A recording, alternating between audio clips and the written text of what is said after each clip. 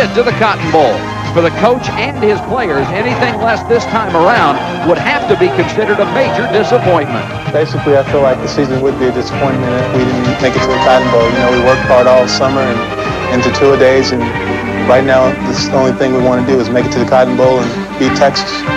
For A&M, a victory or tie tonight in Austin means another championship ring, an honor the Aggies hope they won't have to share with Arkansas and Baylor. For Texas and Fred Akers, it may mean even more. A victory could save the season and perhaps a coaching career. It would also cast a familiar orange glow over the skies of Austin, Texas.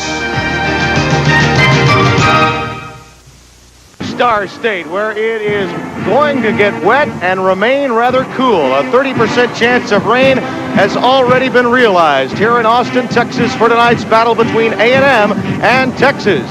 Now, in the Southwest Conference, Texas A&M is playing for its second outright championship in a row. But if they lose, they will head to the Orange Bowl, and Arkansas will represent the Southwest Conference in the Cotton Bowl.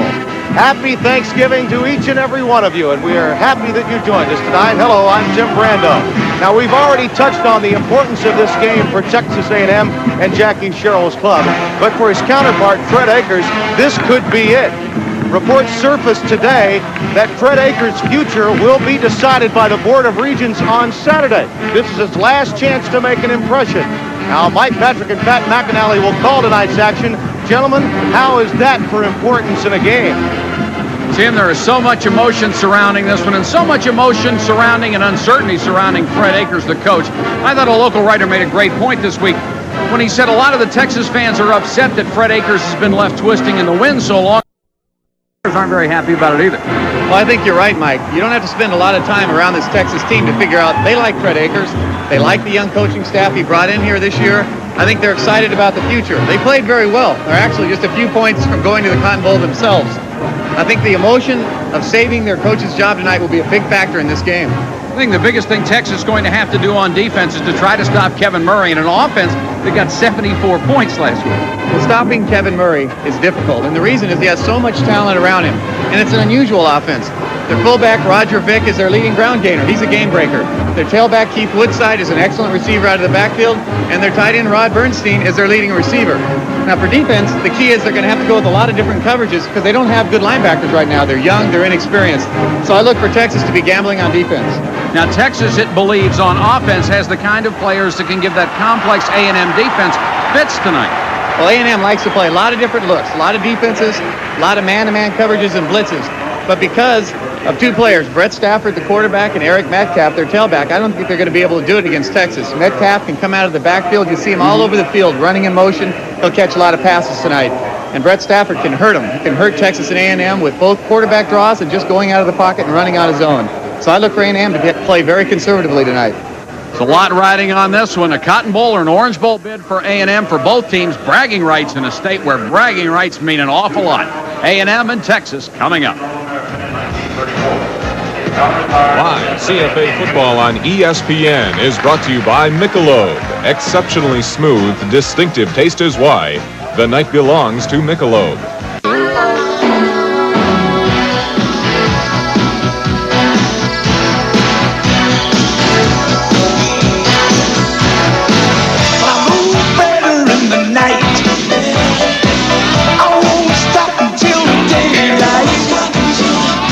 Great deal of pride, and there's nothing they take more pride in than their football. In College Station, Texas, people live and die with their beloved Aggies from Texas A&M. For 4 years, senior wide receiver Shea Walker has enjoyed great success for the Aggies, and a victory tonight would make it complete. 100 miles north is Austin, where senior defensive end Blake Bronner hopes for a big win tonight that would salvage a disappointing season. It's a prideful thing. And I know there's more important things in life than this game, but it's all that I have and that our team has at this present time this week to do. And it's a big game for us, and it's important for our season. Burnt Orange, winners, that's the way they are. They got a good football team. They play hard. They have a lot of talent there. They're the University of Texas. That's the highlight of our state, I guess, is their university. So it means something when we go out and play those guys. Shea Walker grew up dreaming about playing in front of big Texas crowds, as did Bronner. Tonight, both suit up against each other for the final time.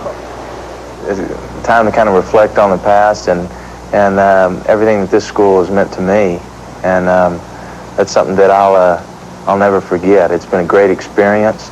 I love this university. I love the program, and it's something that I've always dreamed about. It was playing for the University of Texas and wearing a uniform with that Longhorn on the helmet ever since I was old enough to carry a football and play against my brother in the front yard. Going out this last game is kind of not sad, but it kind of makes you think back on it and stuff, and look back and realize that I've been, fortunate to play as long as I have, and I just want to go out with a good game, and I'm going to go out and play my heart out and leave it all on the field.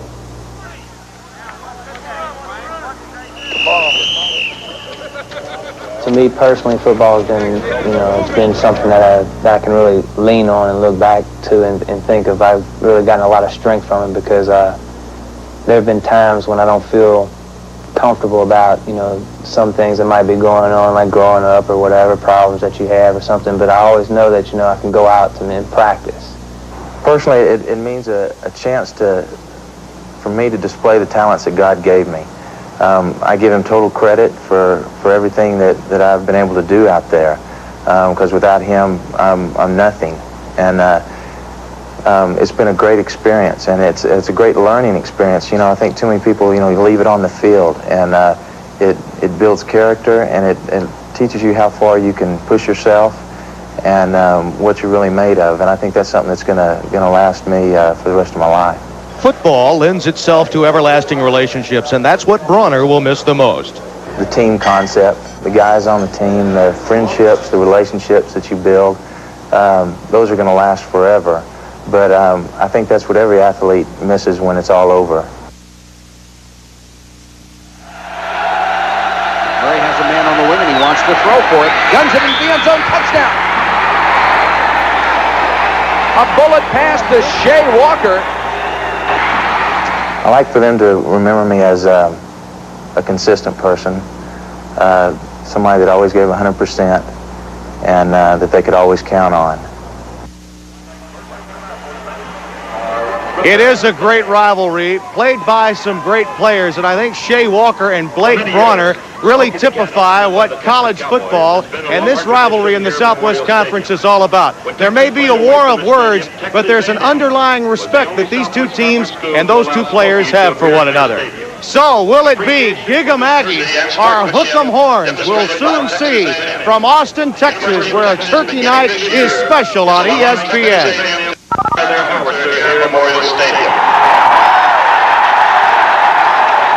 Burnett back here in the ESPN studios. Bino Cook and I will be keeping track of the games in progress tonight. We're back at halftime as well. Of course, the game in progress tonight has the #1 Miami Hurricanes going against East Carolina at the Orange Bowl. Jeff Torretta filling in for Vinny Testaverde at quarterback. He's already thrown 2 touchdown passes to Mike Irvin. The Hurricanes now up 16-3. That one is in the second quarter. Our game, of course, Texas and Texas A&M. It's a big game for Texas A&M. They can win the Southwest Conference Championship and the Cotton Bowl. Jackie Sherrill looking to do something that no other Aggie coach has ever done, and that's beat Texas 3 years in a row. Yes, he was hired to do 2 things, beat Texas and go to the Cotton Bowl. Also, bragging rights at the Petroleum Club in Dallas on Monday for the team that wins. And that's one reason he was hired. The Aggie rooters got tired of going to that club and going as losers. We've got to keep in mind, too, the folks in Arkansas will be keeping track of our game tonight because they have a lot riding on it as well. We're going out to Austin, Texas once again to Tim Brando. There's a look at the Texas flag that symbolizes the state of Texas, which has got the tradition of football behind it. Tonight, the Texas Longhorns and the Texas A&M Aggies get together for a special Thanksgiving evening of college football here on ESPN. Fred Akers. And so much emotion involved in this one. A lot of heated words this week, Patrick. You'd think that Texas would have a lot of advantage here emotionally playing for their coach and being at home. But John Hagee, their strong safety, got Texas A&M pretty fired up.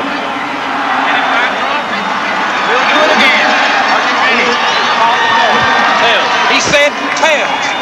And it's tails. Texas wins the toss. And Texas has won the toss. they're pointing toward a goal.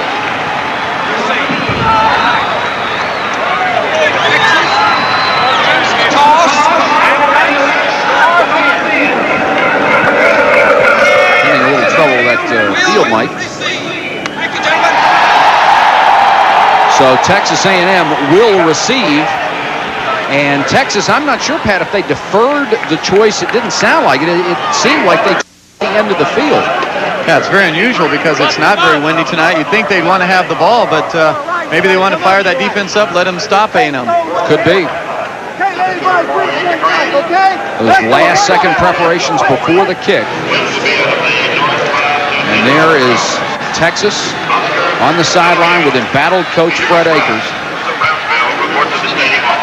And they have already announced that there will be a decision made on his future Saturday. Here's the way this series has gone. It is the oldest, of course, in the Southwest, and Texas dominant in it. But Texas A&M is closing the gap, and in the last 10 years, it's 5-4. Fred Akers' record against Texas A&M, and the last 2 years, the game has been dominated by the Aggies. There's Jackie Sherrill in his 5th year already with 34 victories at Texas A&M. He's done a great this club and has them on the verge of another Southwest Conference championship and another bid in the Cotton Bowl. And there is Fred Akers. He's just thinking about one more win, and it would be his 87th as the Longhorn head coach, succeeding Darrell Roy. There's so much tradition in this game, Mike. You know, I'd rate it only second to the Yale-Harvard game as far as importance and emotion, and I think we have it all tonight. I didn't know they got emotional up there. Once a year. Rod Harris will wait on Jeff Ward's kick. There is Harris in the middle of a 3-deep. Averaged 18.8 yards a carry on kickoff return.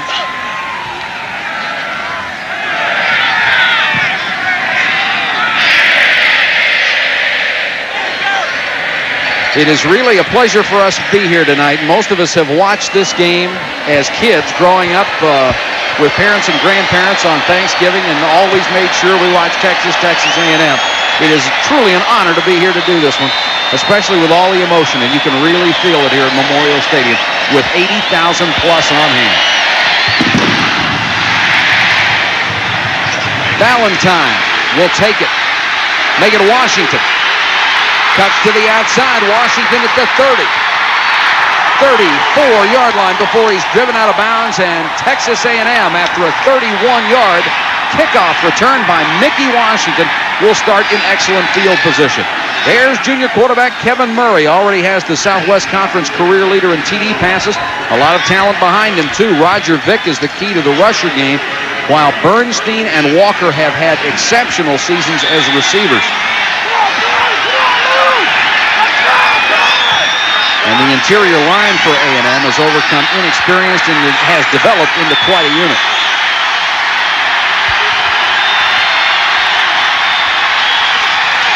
And they'll give it to the fullback. This is Vick, who's tripped up as he crosses the 35 to the 36. And that was Espinoza. That Texas defense has had some problems, but not in the front four. Espinoza, Bronner, and Aldridge are 1-2-3 on the team in tackles.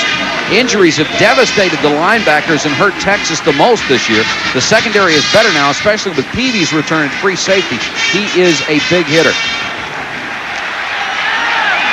Woodside is in at tailback. Now he and Vic 43 split, and Woodside goes to a wing on 2nd and 8. Murray looking in the flat, then dumps it over the middle of Bernstein. His big tight end, first down, gets to the 49, still on his feet to midfield.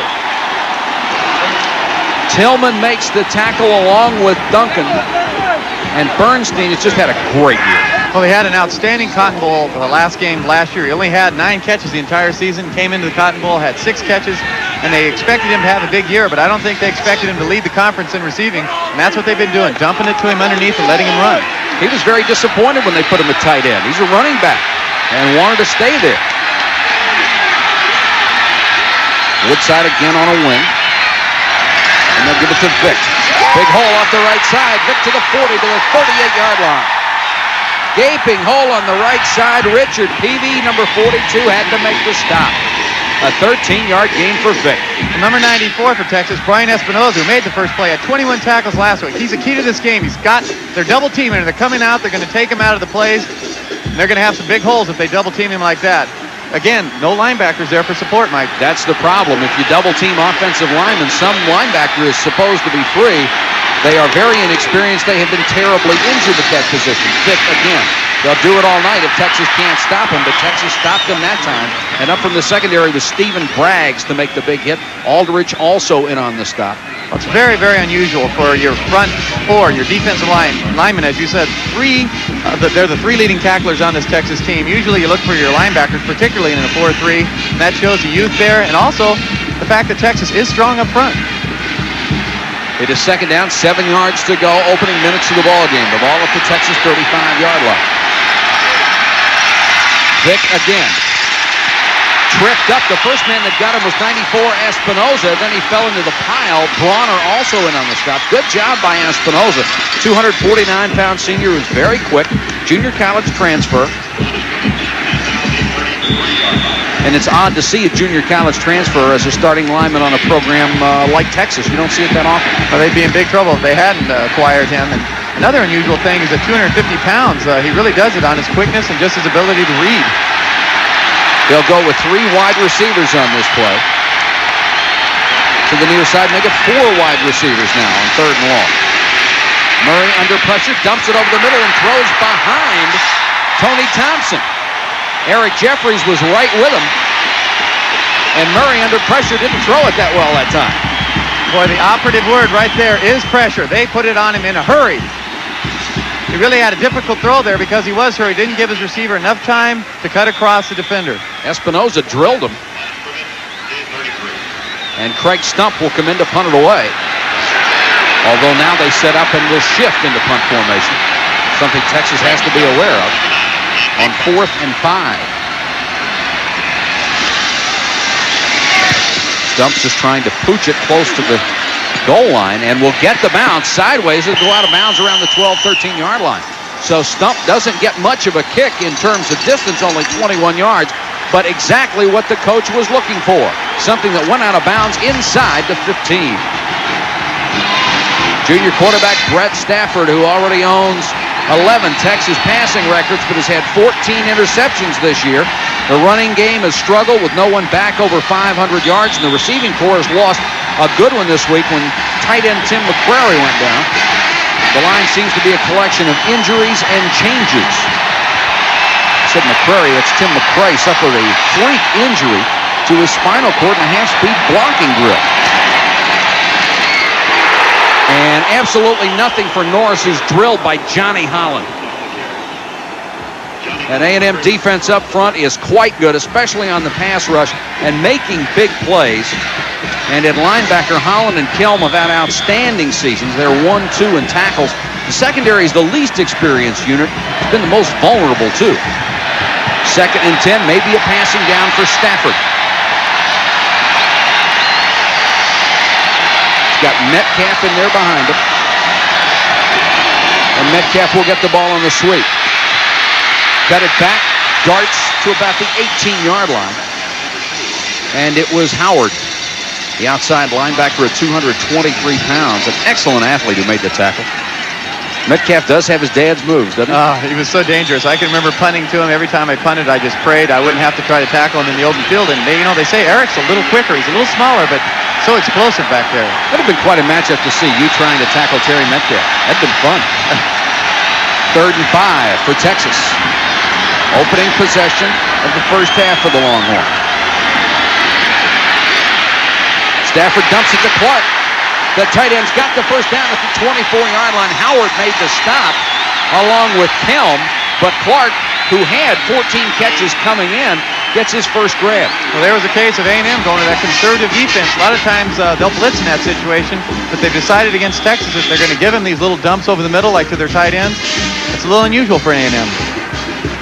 Saw Everett Gay, number 19, check into your picture. He's the flanker back for the Longhorns on 1st and 10 from the 24. Metcalf and Norris, the running back. That's Gay in motion. Metcalf slashes inside to the 30. This is the one area, Pat, where Texas has not been strong this year. That's the running game. Well, and particularly when you've got to use someone like Eric Metcalf to go up the middle for you. They haven't got a lot of yardage of their fullback, Norris, so they need to go outside with Metcalf and then try to sneak him in just like that, and he can hide behind the lineman and hopefully find a little seam. Kevin Nelson shuttling in off the bench. He'll be the flanker on this play. Second down, 4 yards to go, Longhorns. And it's complete to Metcalf. He gets to the 38, maybe the 39-yard line. It's another first down. Metcalf, who now has 35 catches on the year, that's the way they love to use him. Get him in the open field. Well, if they can get him outside and let him run in the open field, there's no one out there in A&M that's going to be able to guard him man-man. But here again, we see him in their zone. Stafford does a nice job of finding him. Now he'll turn it upfield and use his speed and pick up the extra yardage. They have to be patient, this Texas offense. They have to control the ball and take those little throws and try to turn them upfield and turn them into 6- and 7-yard gains, just like that. Stafford 2 for 2, 2 little dump passes over the middle, but perfectly effective. Texas would dearly love to get on the board first. Metcalf, nowhere to go, cut it back, got maybe a yard. Good play by Chet Brooks coming up from the corner. Number 27 closed in a hurry. Had a lot of people around the ball and quick. Well, they have tremendous speed in their linebackers. Howard, Holland, and Kelm can all run, and Bullet, the substitutes, come in for John Roper, can run too. So it's very difficult to go laterally, even when you're as fast as Eric Metcalf. Texas on 2nd and 9. Gets Tony Jones into the ballgame for the first time. He's to the top of your screen, number 4. The little man has had 4 catches, 3 for touchdowns. Instead, the delay to Metcalf. Can't get outside of Sammy O'Brien, who's playing with a painful turf toe. Didn't play very much a week ago, but was right there and swallowed up Metcalf. Well, one thing that really worries the Texas coaches is they have Alan Champagne, who's really third on their at the beginning of the season at center. He's going to have to handle Samuel Bryant, which he didn't on that play. So Texas may have to go with some double teams with Blackmore and Jeton, their 2 other guards, which of course will free up the linebackers to make the plays. Run blocking is going to be a little tough because they lost tight end Tim McRae and right guard Billy Ray Todd to injuries this week. It's 3rd and about 8.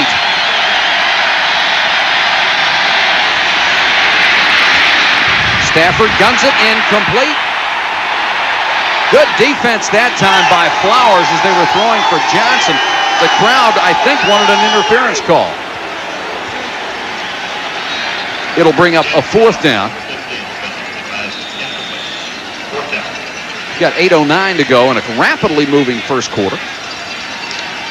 And Alex Waits, who is one of the better kickers in the country, averaging 46.2 yards a kick and almost 42 yards net, is in to punt. And Harris is deep to receive.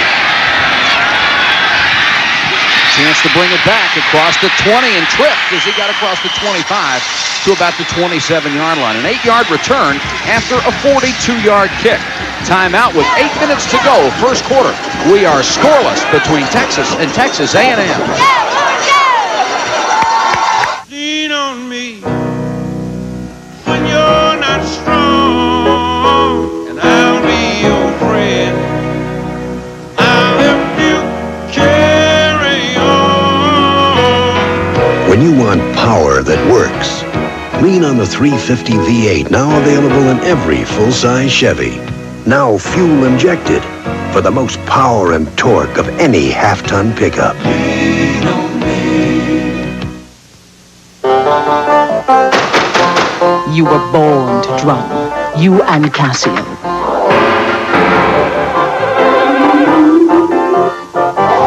The stereo keyboard comes with PCM drum sounds. The DP1 electronic drums add snare, bass, rim shot, hi-hat.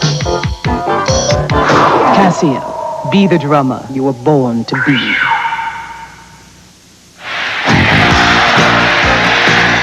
Texas A&M at Texas is brought to you by the heartbeat of America, today's Chevrolet, and by Casio, maker of the shock-resistant, water-resistant G-Shock. It's one tough watch to beat.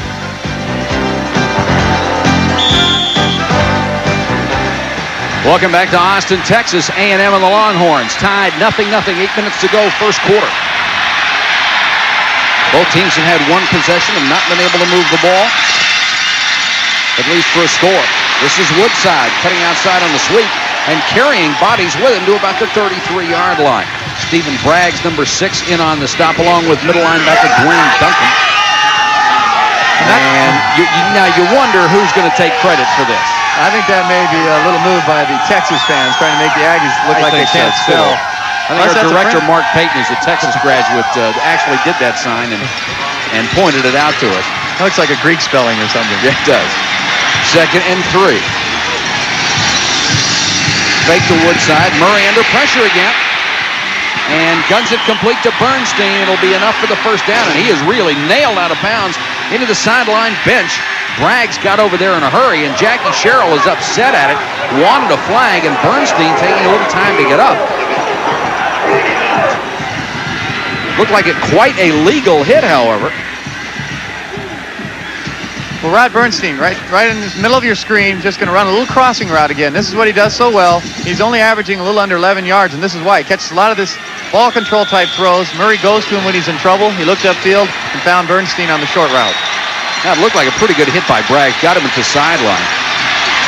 It's not clearly out of bounds, but it's a first down. Vick again. This time dragged down right as he got to the line of scrimmage. Steve Llewellyn, the 271-pound sophomore from Fort Worth, brought him down. And as we told you, that front four for Texas has done a pretty good job all year long. The entire defense has played better since Oklahoma. And even the young linebackers have gotten better since they've had a chance to play some. Well, they've got 4 or 5 games under their belt. They really just were hit with so many injuries. They were down to third stringers, guys that had never played before. But they've recovered now, and I think the coaches have got the right strategy for this game. 2nd and 6. Murray, another little dump off, this time to Shea Walker, and Walker's flattened at the line of scrimmage by Eric Jeffries. They are looking for these short passes and doing an excellent job of defensing. Well, they're mixing up their coverages. Again, they have confidence that their defensive front four can put pressure on Murray.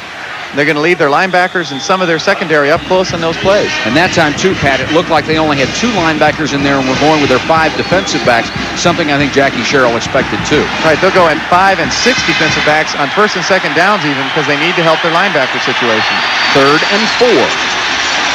Harris in motion.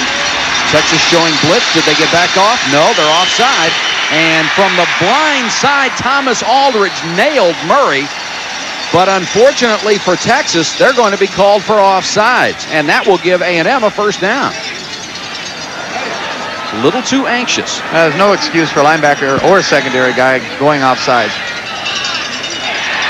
Oh, no, it's against A&M. Holy cow.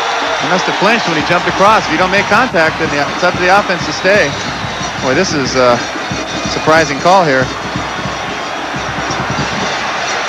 It looked like the left tackle barely moved his hand. Number 79, Lewis Cheek. Right there, Aldridge. He comes around the end. Thomas Aldridge is their leading sacker. Excellent pass rusher, and he's going to come in there all the time on the outside and try to contain Murray. There's Reveille. There was no play. It will be 3rd down. So they have to mark off the penalty, so it's going to be 3rd and now 9 because it was a procedure penalty before the snap. Gerald Senegal checks into the Texas lineup. So it looks like they have 6 defensive backs in there right now on a sure pass. The reason is Texas came in here with this game plan of confusing him. They're going with a lot of different looks. They know they can't stand back. They let him stand back and throw the ball. I think they're confusing him. Todd Shantz will come on to punt. Shantz was punting earlier in the year. He has only kicked 8 times this season. They're coming after it, and they almost got there. Metcalf driven all the way back to the 9-yard line, signals fair catch. Texas went for the block, and Shantz unloaded for 50 yards. 5:35 to go in the quarter. We are still scoreless. Ripping signs who sits around all week and does it, but we thank you for the thought, and it's Texas A&M. Texas, 0-0, first quarter. Texas backed up to its own 10-yard line. Metcalf, the deep man in the eye, and a fake by Stafford. Complete. got a first down up at the 30-yard line to Gabriel Johnson. And Stafford is really throwing the ball with a lot of confidence. Well, here's the new Texas offense. They're not just running the ball anymore. First down from their 10-yard line, they go with the play action. Just hit Gabriel Johnson on a little comeback route, and Stafford threw that ball right on the money. But again, it's the philosophy that's changed so much here at Texas, and that's why they're excited about the future. Stafford, 3 out of 4, 34 yards. Already holds 11 school records, just past Bobby Lane for the #1 all-time yardage mark. And he'll run the option this time. Fakes and pays for it as he got back inside, and it was Big Howard. Todd grabbed him and threw him down. Dwayne Painter, who is the offensive coordinator, came this year, said that another way they'll attack this Texas A&M defense, because they're so good laterally, is that option with Stafford, who can keep the ball. But there you saw Todd Howard, number 73, made that play. Those linebackers are very quick, and they're good tacklers. LaRon Brown, 84 to the near side. Jones, number 4 to the far side. Here comes the blitz. They unload for Jones. He jumped too early, and the ball is overthrown. Flowers on coverage. Boy, he went up there like 2 seconds. I guess when you're only 5'7", you have to jump as high as you can, as early as you can. Well, he went to JC earlier this year. He wanted to be the next Spud Webb, and he definitely gets up in the air. But the problem is he's not quite a seasoned receiver yet. As you can see, his timing's way off. And there's the ball. I'll tell you, when you're 5'7", you better jump at the exact correct moment if you're going to come down with a pass like that. Ball did float a little bit. He can go deep, too. He's the Texas 200-meter champion in high school. 3rd and 8 right now for Stafford. Texas A&M was trying to get time out. They had too many men on the field, and the pass is complete to Metcalf. Metcalf to the 35-yard line. Rod Sadler, number 99, was running off the field, knew he wasn't going to make it, and signaled timeout, couldn't get it, so the penalty is against A&M. Oh, offenses live for this play right here. You have a cover 2. The safeties are both going to go on top to double team the wide receivers, so the middle's wide open, and no problem for Metcalf to beat a linebacker here. Look how much room he has. Stafford read it perfectly. Veteran quarterback hit him, and he just runs. When he gets the ball, he is trouble.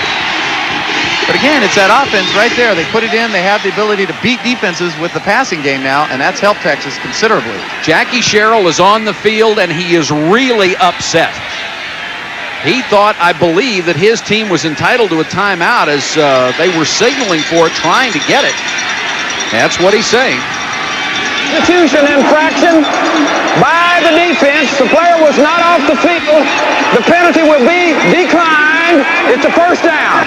That was a case where A&M was going to one of the more complicated defenses. They were changing personnel. They went to that cover 2, the splitting safeties, and they got burnt big on that play. Did they ever?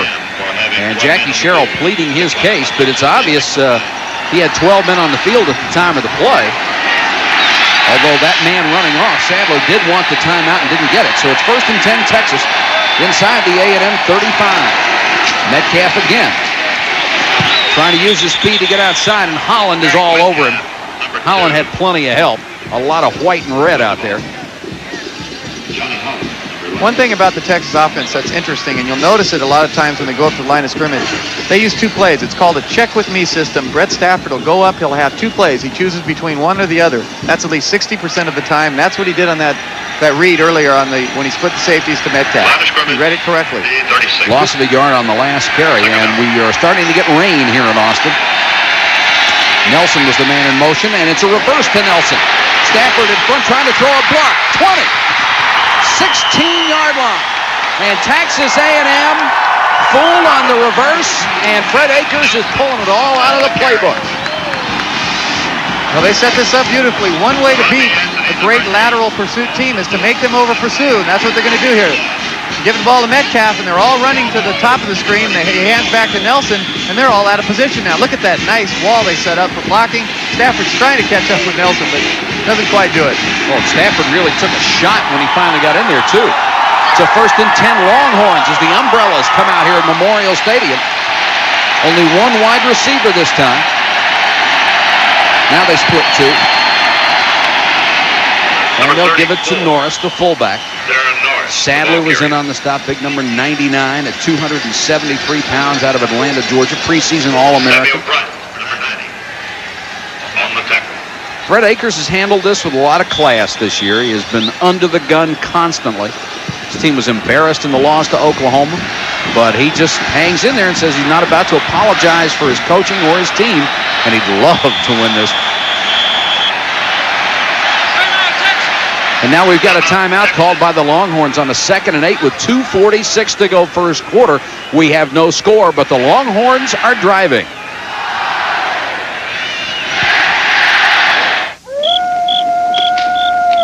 You might get caught out in the middle of nowhere with a dead battery, but I won't. This is a Delco maintenance-free battery, and when this green eye is showing, it means I've got all the starting power I need, up to 770 cranking amps.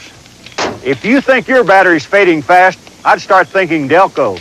Now through January 3rd, get a $5 rebate on most Delco batteries. See a participating AC Delco retailer for details.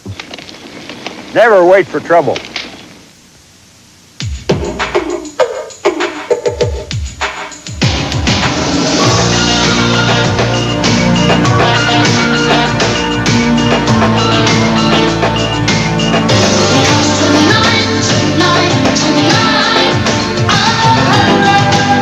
Exceptionally smooth.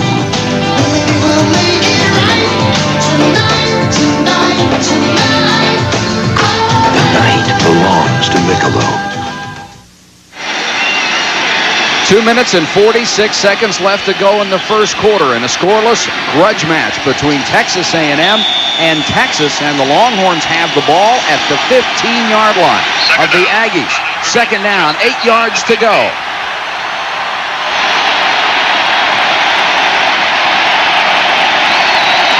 Stafford, here comes the blitz. Got away from 1, 2, dumps it off to Clark, his tight end. And Clark will still lose 8 yards as Brooks makes the tackle, but it could have been much worse, and Stafford really had to scramble. They brought everybody. Particularly Johnny Holland, number 11, very, very fast. He's going to run Stafford down here and almost takes him for a big, big loss.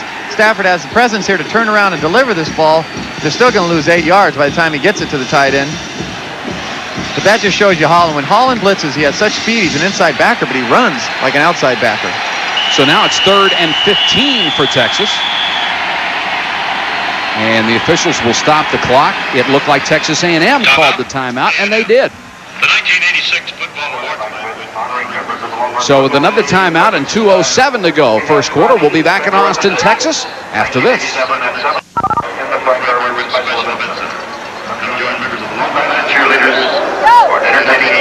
Noxzema presents another close shave. In 1941, Joe DiMaggio set the record for hitting safely in 56 consecutive games, but he almost lost it after only 23 games. Joltin' Joe had come to the plate 4 times without a hit, and his streak appeared to be ended. But the Yanks tied the game and sent it to extra innings, giving Joe another turn at bat. We'll be right back. Facing a 3rd and 15 after the loss when Stafford scrambled and hit his tight end Steve Clark. They don't want to lose any more yardage and get pushed back to a very difficult field goal try. Stafford 5 out of 7, 60 yards so far. Under pressure, he wants it all, and he's got Jones. Couldn't hold it in the end zone. Jones covered very, very well down there. This should have been a touchdown, Mike. Had Stafford delivered it sooner and delivered it lower, he had the seam. It's an excellent call by the coaches, but you see, he had to throw it over the defensive lineman. That's what stopped this play, and he jumped early again. Jones just doesn't have his timing yet as a receiver, but had he been able to throw that ball harder and lower, he would have had it in the seam before the safety got over there. Gary Jones was the man who had the good coverage on him, and now Ward will come in to try a 39-yard field goal. Ward with 57 career field goals, the Southwest Conference record, and he is an outstanding kicker. Got it all. And the Longhorns get on the board first with 1:57 to go first quarter. Smiles all around on the Texas bench.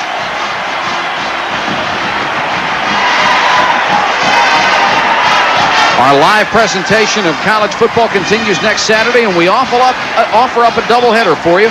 First live CFA action between Brigham Young and San Diego State, followed by a Pac-10 battle featuring Arizona and Stanford, and it's really a road game. They're playing in Tokyo. Our coverage begins at 7 o'clock with the Mercury College Football Scoreboard Show. Very important, I think, Pat, for Texas to get on the board. Did I say next Saturday? I'm sorry. Those are coming up this Saturday. That's 2 days from now. I think it's very important for Texas to get on the board first.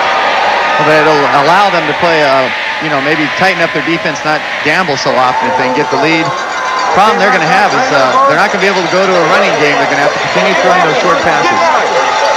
R.C. Slocum, defensive coordinator for A&M. Right now, Texas is beating his team with some smart reads by Stafford, and you have a weapon like Metcalf. You can send him long, you can send him short. It's tough to defend. Texas will kick it off. Here's Ward. An impressive drive for Texas. 10 plays, it went 68 yards. They got to the 15-yard line. Took 3 minutes and 38 seconds, and Ward capped it off with a field goal. There is Bevo. Well, they do some nasty